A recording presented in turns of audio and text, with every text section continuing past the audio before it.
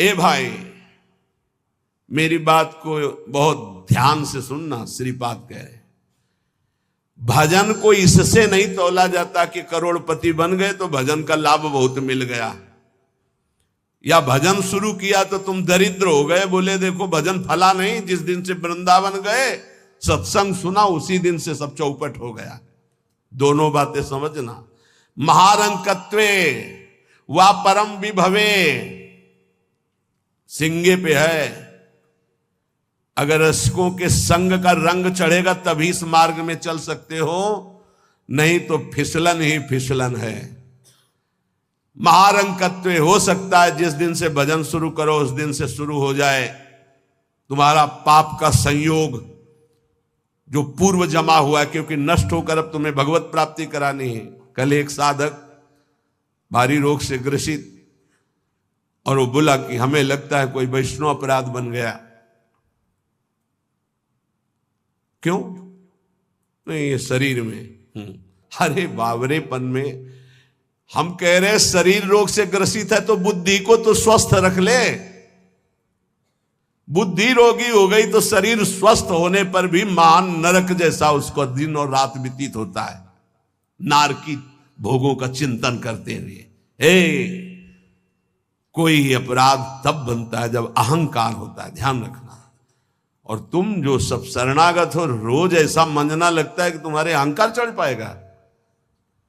रोज बर्तन मांजा जाए तो चाहे जितना गंदा हो एक दिन चमकने लगता है। ये सत्संग भाग भर मत जाना, पक्का समझना। जितने बैठे हो अनुभव कर लेना, जहां कमजोरी है यही लगेगा सिर्फ मेरे लिए बोला जा रहा है।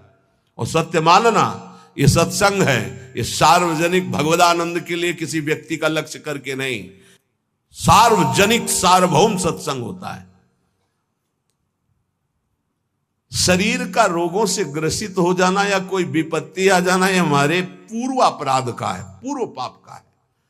वर्तमान में यदि वैष्णव अपराध होगा तो शारीरिक दंड नहीं मानसिक दंड होगा। क्या? आपका भजन रोक दिया जाएगा।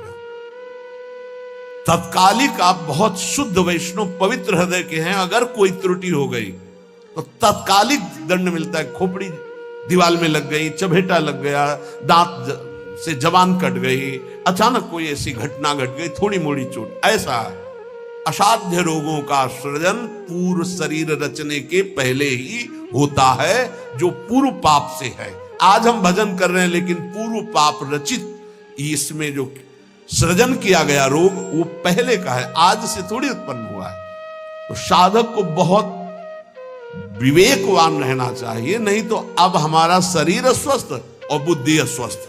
यही मूर्खता नहीं, शरीर स्वस्थ और बुद्धि स्वस्थ है तो हम परमानंद में मगन ठिंगे पे रखा है। हमारी बात को समझना। हमारी बुद्धि भगवदाकार है तो पूरे शरीर में कीड़ा पड़े हो, गलता लगाओ तो कुछ फर्क नहीं है। और बुद्धि विषयाकार है तो चाहे एसी में बैठे हो जलोगे, देखा है।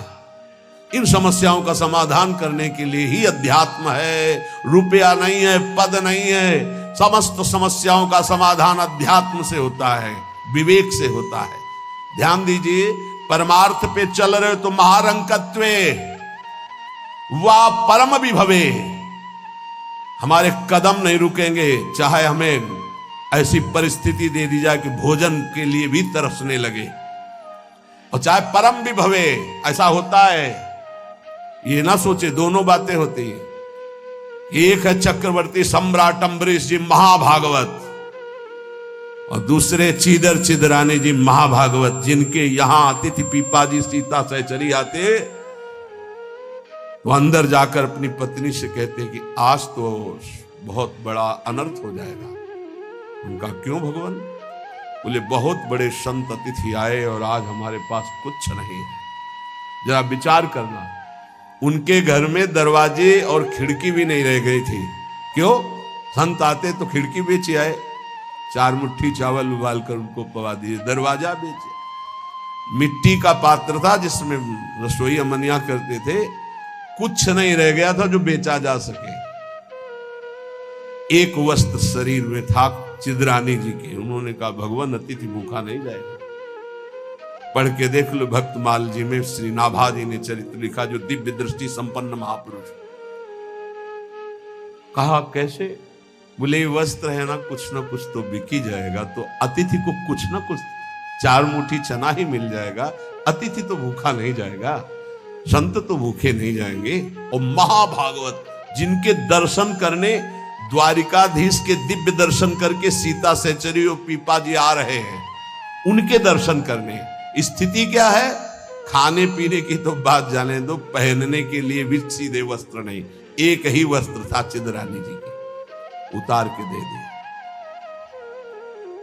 बेचा जाके जो कुछ बिका, जो कुछ भी रूखा सूखा पत्तल में लगाया और बाहर पीपा जी सीता सहचरी के साथ पाओ भगवान। वो समझ गई, स्थित महारानी थी बहुत प्रवीण, समझ गई कि भोजन देख के समझ गई कि स्थिति क्या, घर देख के उनकी वेशभूषा। तो उन्होंने कहा कि भक्तानी जी को भी बुलाओ, चारों बैठ कर बातें जो भी है। वहां नहीं आप पाइए, वो तो रसोई में है। उनका फिर क्या होता, मैं रसोई से लिवा लाती हूँ। उनको अगर पीपा जी कहते तो शायद श्रीधर जी कहते कि आप रुक जाओ, लेकिन सीता सहचरी जी तो सीधे रसोई में गई तो दिगंबर बैठी थी, समझ गए। देखते अंदर घर का हाल देखकर उनको आंसू आ गए, क्योंकि महारानी रह चुकी है, वो स्वयं तो परम वैराग्य से रहती थी, टाट लगा के। महारानी होते हुए भी टाट लगा करके भगवान की भक्ति में। सीता सहचरी जी बहुत ही ज्ञान संपन्न देवी, देखते ही उनको समझ में आ गया कि वो अकिंचनता की हद है इनके घर में, खाने के लिए दाना नहीं, कहीं कुछ नहीं। और तो उन्होंने कहा, देवी तुम निर्वस्त्र कैसे बैठी हो? था उन्होंने कहा, अरे हमने सुना था आप द्वारिकाधीश के दर्शन करके आ रही, तो जब मिलेंगी तो रूप माधुरी का वर्णन करेंगी प्रभु की। क्या इस नासवान शरीर की चर्चा चला दी? जब पैदा हुआ था तो आभूषण और वस्त्र पहन के थोड़ी हुआ था, दिगंबरे हुआ था, और जब जाएगा तो जला दिया जाएगा। बीच में अगर दिगंबर है तो क्या फर्क पड़ता है? बाहर आई और पीपा जी से कहा, इनकी निष्ठा के आगे हम लोग कुछ नहीं। उनको था कि राज सुखों का त्याग करके कष्ट पूर्वक भगवान का भजन करते हैं, ये अद्वितीय रहनी है। पर उन्होंने कहा, जो चीदर चिदरानी जी की रहनी, उसके सामने हम कुछ नहीं है। पूरी स्थिति बताई तो पीपा जी कांप गए। ऐसी स्थिति देखो, महारंकत्वे अम्बरीश जी चक्रवर्ती सम्राट परम विभवे, ये भक्तों में दोनों स्थितियां पाई जाती। इन स्थितियों से भक्ति का कोई संबंध नहीं, ये पूर्ण पुण्य का संयोग बनता है तो मान वैभव संपन्न है। एक अकिंचन भाव से रह रहा है, नहीं है उसके पास, तो भक्ति से तुलना नहीं की जा सकती। इसकी भक्ति कमजोर है, इसके पास वैभव नहीं, उसकी भक्ति बहुत जोर है क्योंकि उसके पास वैभव नहीं। महारंकत्वे वा परम विभवे, भक्ति से इसकी तुलना ना की जाए कि उनकी भक्ति जोर की है, खूब सुख संपन्न है, और उनकी भक्ति रंग नहीं ला रही। देखो खाने पीने की भी व्यवस्था नहीं, भक्ति का रंग अलग होता है। देखो चीदर चिदरानी जी और देखो अम्बरीश जी, दोनों महाभागवत, एक चक्रवर्ती सम्राट और एक खाने को भी नहीं, दोनों महाभागवत। ऐसे ही आप जब भक्ति के मार्ग में उतरे तो महारंकत्वे हो सकता है, ऐसी परिस्थिति आ सकती है, हिम्मत मत हारिए। ये जरूर ध्यान रखिए कि अखिल विश्व ब्रह्मांड की रचना एक पलक झपकते जिस मालिक ने की, उसका मैं दास हूं। इसी ठसक में नरसिंह मेहता जी का भात द्वारिकाधीश ने स्वयं भरा, और सब जानते हैं सोने चांदी की वर्षा करवा दी। उनके लिए कोई दुर्लभ बात है क्या? वाह बहुतरे सुखे वा दुखे, भक्ति मार्ग में चल रहे तो हो सकता है सुख विधान चालू हो जाए, हो सकता है दुख विधान चालू हो जाए। ये बीमारी, ये परेशानी, बहुत इसमें हिम्मती चाहिए और सत्संगी चाहिए, तभी आप निकल पाओगे, नहीं तो फिसल जाओगे पक्का। ये मार्ग परम पद का है, 84 लाख योनियों से मुक्त होना खिलवाड़ नहीं है। इस जेल से भागने के लिए कोई भी दरवाजा नहीं, एकमात्र मनुष्य दे, और मनुष्य दे सत्संग के द्वारा इससे निकल सकते हो, अन्यथा कोई उपाय नहीं। साधन को हरि भजन है, कै सत्संग सहाय। सुखेवा दुखेवा, बहुत हिम्मत। भारी से भारी सुख का विधान मिल सकता है, नाम मत छोड़ना, भजन मत छोड़ना कि हमारी पूर्ति हो गई, जो चाह मिल गया, फिर भी फंस जाओगे। और दुखेवा, अरे जब से भजन शुरू किया बड़ा दुख आना शुरू हो गया। नहीं, ये मार्ग की सुख दुख वृत्तियां, इनमें अपने परमार्थ को मत रोक देना, आगे बढ़ो। एक आगे ऐसा स्थान है जो सुख दुख दोनों से परे महान परमानंद स्वरूप है। ये छोटी छोटी वाटिकाएं हैं, कहीं सुख की कहीं दुख की, भ्रमित मत होना।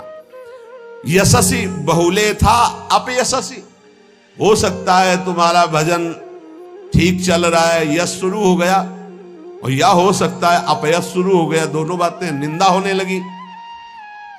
तो यश होने लगे तो उसमें खुशी नहीं मनानी, और अपयश होने लगे तो दुखी नहीं होना। वैसे अच्छी बात यह है कि अपयश होने लगे तब खुशी होना चाहिए।